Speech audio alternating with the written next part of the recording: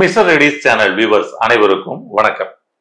இன்னைக்கு நம்ம என்ன பார்க்க போறோம் அப்படின்னு சொல்லி சொன்னோம்னா, லிவர் டீடாக்ஸ், கல்லீரலை நம்ம சுத்தப்படுத்துவது எப்படி அப்படின்றத பத்தி தான் இந்த பதிவுல முழுமையாக பார்க்க போறோம். வாங்க பார்க்கலாம். கல்லீரலை சுத்தப்படுத்தணுமா, கல்லீரலை எதற்காக சுத்தப்படுத்தணும் அப்படின்றத நம்ம அடிப்படையா தெரிஞ்சுக்கணும் இல்லையா? நம்ம உடம்புக்குள்ள சுத்தப்படுத்துறதுக்குன்னு சொல்லிட்டு ஒரு 2 மிஷின் இருக்குதுங்க. ஆட்டோமேட்டிக்கா இறைவனே பாத்தீங்கன்னா இந்த 2 மிஷினை நம்ம உடம்புக்குள்ள படைச்சு அனுப்பியிருக்கிறாரு. என்ன அந்த 2 மிஷின் அப்படின்னு சொல்லி சொன்னோம்னா, ஒன்னு லிவரு, இன்னொன்னு கிட்னி அப்படின்னு சொல்லி சொல்லுவோம். இப்ப இவங்க 2 பேருமே இந்த டீடாக்ஸ் பண்ணக்கூடிய வேலையை ஆல்ரெடி பண்ணிக்கிட்டு இருக்காங்க. இப்ப அவங்களையே டீடாக்ஸ் பண்ணணுமா? எப்படி பாருங்களேன். பொதுவா ஒரு ஜல்லடை இருக்குது அப்படின்னா அந்த ஜல்லடை பாத்தீங்கன்னா சுத்தப்படுத்துறதுக்காக தான். ஆனா அந்த ஜல்லடை ஓட்டையில ஃபுல்லா பாத்தீங்கன்னா நீங்க சுத்தப்படுத்துறதுல இருக்கக்கூடிய கழிவுகள் அடைச்சுக்குச்சுன்னா நீங்க சல்லடையவே சுத்தப்படுத்தித்தானே ஆகணும் ஒரு கட்டத்துல. கரெக்டுங்களா? அது மாதிரி இந்த சுத்தப்படுத்துற மிஷின் நம்மளுடைய உடலில் இருக்கக்கூடிய ரத்த கழிவுகளை சுத்தப்படுத்தி எடுக்கப்படும் பொழுது இதுல சில அடைப்புகள் ஏற்படுது பாத்தீங்களா? அப்ப நம்ம அதை சுத்தப்படுத்தக்கூடிய ஒரு வேலையை நாம பண்ணி ஆகணும் அப்படின்றதான் மிக முக்கியமான ஒரு விஷயம். அப்ப உங்களுடைய ரத்தத்தில் இருக்கக்கூடிய சத்துக்களை எடுத்து கொண்டு போய் கொடுக்கக்கூடிய வேலையை இவர் லிவர் பார்க்காரு.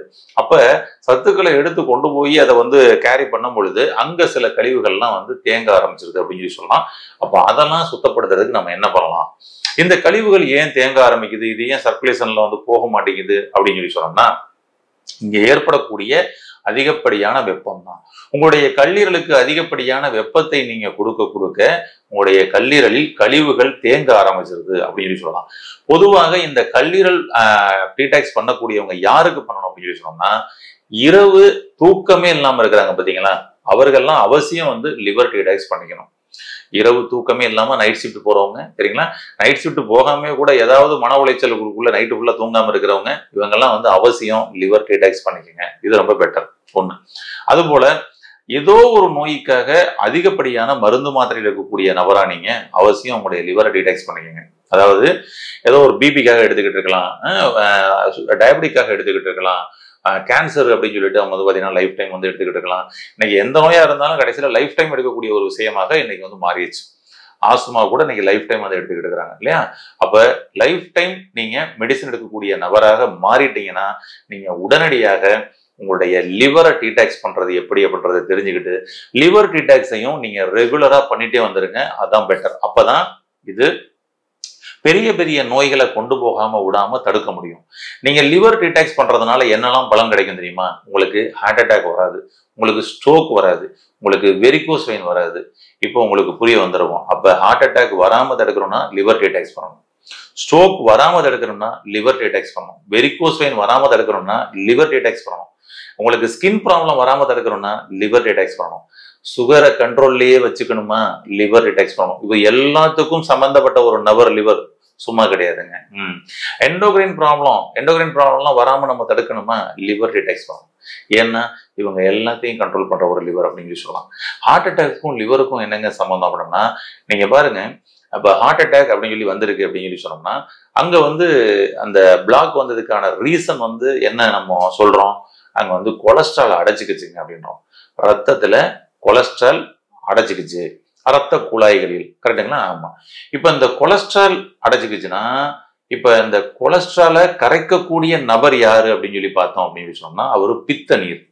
இந்த பித்த நீர் எங்க சுரக்குது? பித்த நீரை சுரக்கிறவர் யாருன்னு பார்த்தோம்னா லிவர்.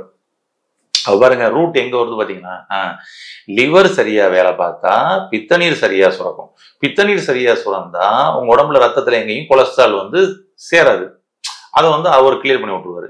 அப்ப கொலஸ்ட்ரால் சேரலைன்னா ஹார்ட் பிளாக் வராது. கரெக்டுங்களா? இதேதான் ஸ்ட்ரோக்குக்குமே, இதேதான் வெரிகோஸ் வெயினுக்குமே, இதேதான் ஸ்கின் ப்ராப்ளத்துக்குமே. புரியுதுங்களா? இவங்க இந்த லிவர் சரியான அந்த ஃபங்க்ஷன்ல இருந்தா எங்கேயும் இந்த தேக்கம் அடைப்புகள்ன்றது வராது. அப்ப உங்களுக்கு இது போன்ற பெரிய பெரிய நோய்கள் வராமல் தடுக்கணும்னா அதுக்கு லிவர் டீடாக்ஸ் பண்ணுங்க. ஒருவேளை வந்துருச்சுன்னு சொல்லி உங்களுக்கு தெரிஞ்சிருச்சுன்னா உடனடியா லிவர் டீடாக்ஸ்ல இறங்குங்க.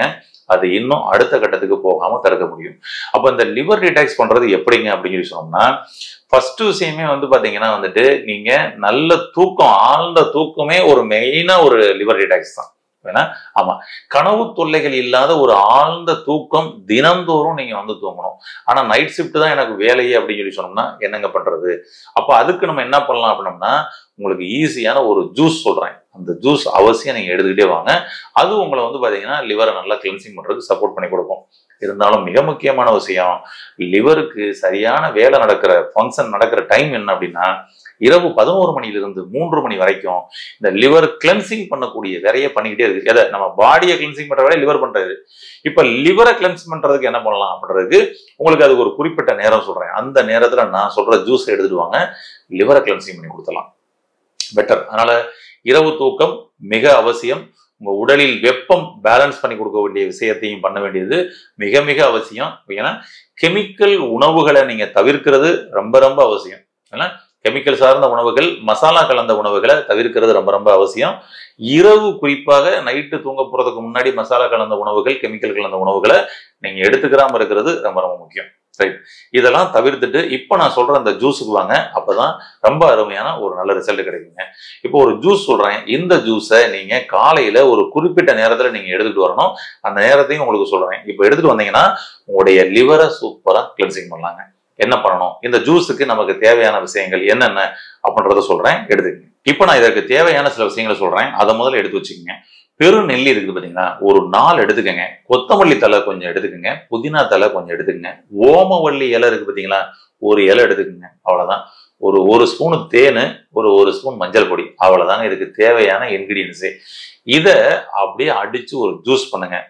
அடிச்சு ஜூஸ் பண்ணிட்டு இதை எந்த நேரத்துலங்க சாப்பிடணும் அப்படின்னா, ஒரு குறிப்பிட்ட நேரம் இருக்குதுங்க. இது உங்களுக்கு ரொம்ப அற்புதமா சப்போர்ட் பண்ணி கொடுக்கும். குறிப்பாக காலையில 11 மணிலிருந்து 12 மணிக்குள்ள இந்த ஜூஸை நீங்க எடுத்துட்டு வாங்க.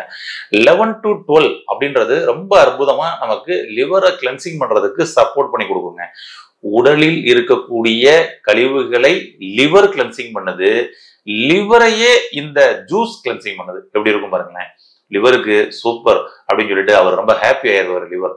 அதனால ஒவ்வொரு கிரானிக்கா இருக்கக்கூடிய ஒவ்வொரு பேஷண்ட்ஸும், லைஃப் டைம் மெடிசன்ஸ் எடுக்கக்கூடிய ஒவ்வொரு பேஷண்ட்ஸும், நைட் ஷிஃப்ட் பார்த்துக்கிட்டு இருக்கக்கூடிய ஒவ்வொரு நபர்களும் அவசியம் இந்த ஜூஸை தினம்தோறும் நீங்க தாராளமாக எடுத்துக்கலாம். எவ்வளவு நாளுங்க எடுக்கலாம், எவ்வளவு நாள் வேணாலும் எடுக்கலாம். பொதுவா நம்ம முன்னோர்கள் சொன்ன விஷயம், விருந்தும் மருந்தும் 3 நாள் அப்படின்னு சொல்லி சொன்னாங்க பாருங்க. அது மாதிரி இதுக்குள்ள பாத்தீங்கன்னா ஒரு 21 நாள் ஒரு விஷயம், 7 நாள் ஒரு விஷயம், 48 நாள் ஒரு விஷயம் சொல்லிட்டுலாம் சொல்லியிருக்கிறாங்க இல்லையா. ஒரு மண்டலம் எல்லாத்தையும் கொண்டு போய் கடைசியில பைனலா என்ன பண்ணாங்கன்னா ஒரு மண்டலம் 48 நாள் இந்த ஜூஸ் எடுங்க. பக்காவா உங்களுக்கு லிவர் கிளென்சிங் ஆகுங்க. அதுக்கப்புறம் மீண்டும் திரும்பவும் நீங்க 6 மாசத்துக்கு அப்புறம் எகைன் திரும்ப ஒரு 48 டேஸ் எடுங்க.